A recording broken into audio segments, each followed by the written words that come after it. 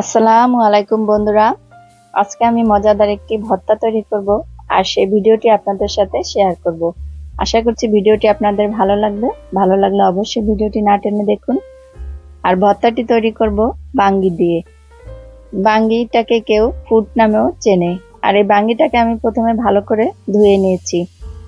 এবার এটাকে আমি ভালো করে ছোট ছোট পিস করে কেটে নেব। আর এখন বাঙ্গির মৌসুম, এই মৌসুমে আপনারা বেশি বেশি করে বাঙ্গি খেতে পারেন। বাঙ্গি ফলটা একটি ঠান্ডা ফল। আমি সবগুলো বাঙ্গিকে এভাবে ছোট ছোট টুকরো করে কেটে নিয়েছি।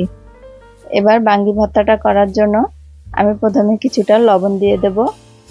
এরপর দিয়ে দিচ্ছি শুকনা মরিচ। আর এখানে আমি শুকনা মরিচ ব্যবহার করেছি, শুকনা মরিচের পরিবর্তে মরিচের গুঁড়াও ব্যবহার করতে পারেন।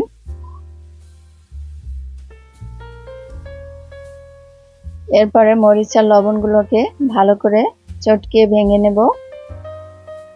আর এই বাঙ্গি ভর্তাটা খুবই মজাদার একটি ভর্তা। আপনারা যদি কেউ কখনো না খেয়ে থাকেন তাহলে অবশ্যই একবার হলো তৈরি করে খাবেন।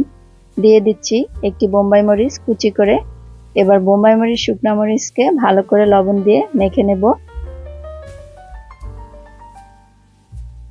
এরপরে দিয়ে দিচ্ছি কিছুটা তেঁতুল। আর হাতের কাছে যদি তেঁতুল না থাকে তাহলে আপনারা টক জাতীয় যে কোনো কিছুই দিতে পারেন। এরপরে এখানে আরো কিছু লবণ অ্যাড করব।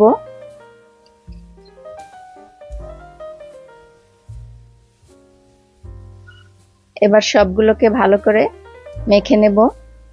কিছুক্ষণ ধরে ভালো করে ঘুরিয়ে ফিরিয়ে বাঙ্গিগুলোকে মেখে নিতে হবে।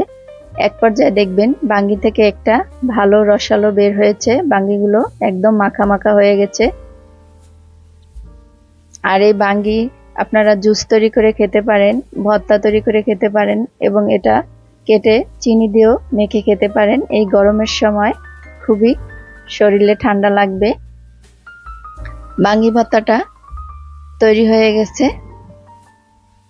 দেখুন একদম আঠালো আঠালো হয়ে গেছে। আর এই যে দেখুন নিচে একটা রসালো ভাব চলে এসেছে। এবার পরিবেশনের পালা। দেখুন দেখতে কতটা লোভনীয় হয়েছে। যারা কখনো খাননি তারা অবশ্যই বাঙ্গিটা ভর্তা করে খেয়ে দেখবেন। খুবই মজাদার এই ভর্তাটি।